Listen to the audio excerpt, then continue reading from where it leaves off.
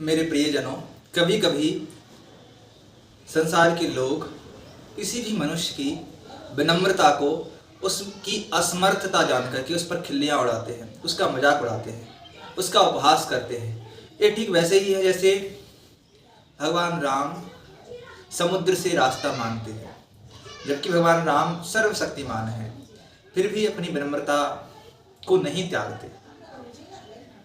लक्ष्मण जी तो इसका विरोध भी करते हैं कि आप शक्तिमान हो, आपको धनुष बाण धारण करके प्रत्यंचा चढ़ा करके समुद्र से रास्ता मांगने की बजाय समुद्र को ही सुखा देना चाहिए और उसके ऊपर से हमको आगे बढ़ना चाहिए। लेकिन राम जी कहते हैं कि एक शक्तिशाली मनुष्य को अपनी विनम्रता कभी भी नहीं छोड़नी चाहिए, और ये बात सही भी है। विनम्र होना ही इंसान की सबसे बड़ी पहचान है।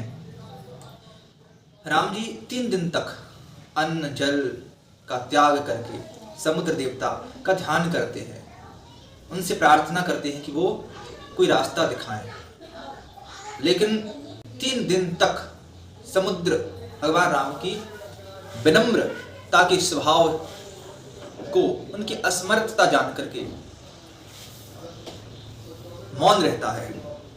भगवान राम 3 दिन के बाद जब नेत्र खोलते हैं तो भगवान राम यही कहते हैं कि तुमने मेरी विनम्रता को, मेरी असमर्थता जाना है और मेरा उपहास किया।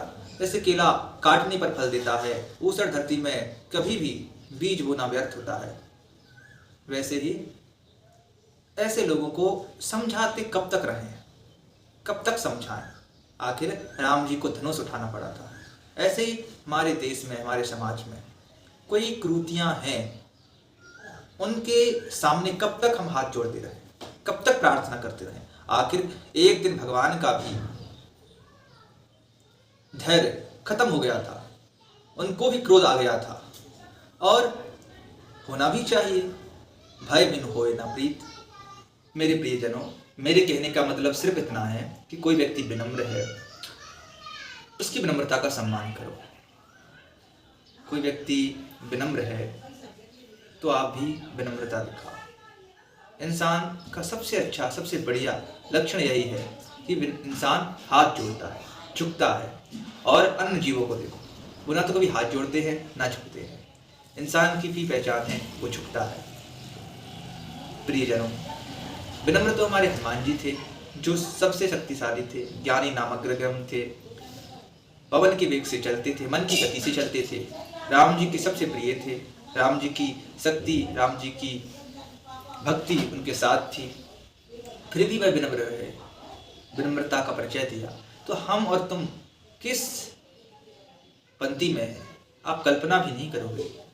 साहब, प्रार्थना करो मेरे प्रियजनों, साथियों, मैं प्रार्थना करूं मेरे प्रियजनों, विनम्र ही रहो। विनम्रता ही सबसे अच्छा गुण है।